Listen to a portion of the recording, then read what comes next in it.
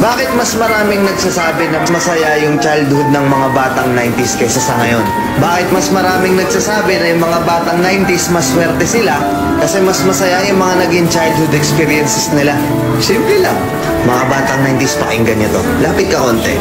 Yung panahon natin hindi pa uso cellphone. Hindi pa uso yung puro Mobile Legend, naglalaro ka sa cellphone, manonood ka sa cellphone. Lahat ng laro natin nung bata tayo puro physical. Naalala mo pa ba yung lalabas ka sa hapon para lang makipaglaro sa mga kaibigan mo? Yung tipong nababatrip ka na kasi nabuburot ka na sa laro. Pero tuloy ka pa rin kasi masaya ka makipaglaro sa kanila.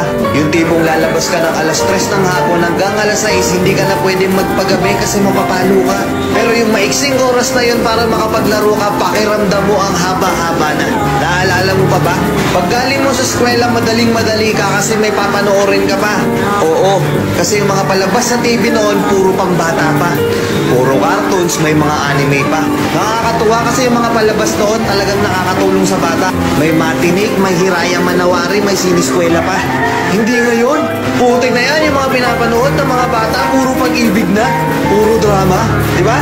Mapapang umaga ka man o panghapon ka man sa klase, makakapanood ka. Naaalala mo pa ba?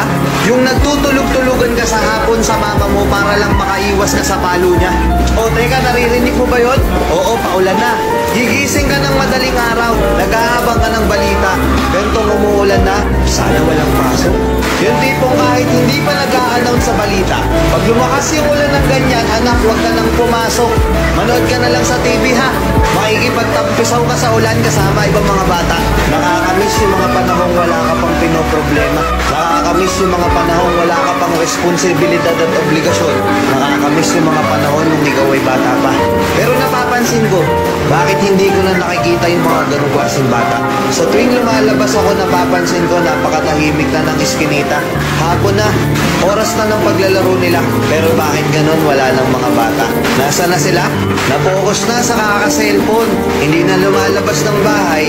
Mas minaigi na lang nilang mag-cellphone at manood ng mga bagay na wala namang kakwenta-kwenta. Iba na talaga panahon ngayon, no? Kasi ngayon yung mga bata, hindi na nila ini-enjoy yung pagkabata nila. Hindi na sila lumalabas para makipaglaro sa mga kalaro nila.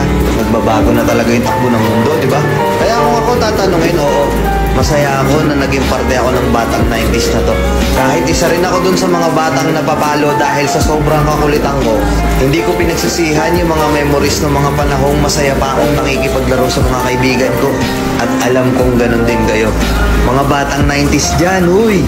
Alam kong naandyan pa sa puso nyo yung inner child nyo.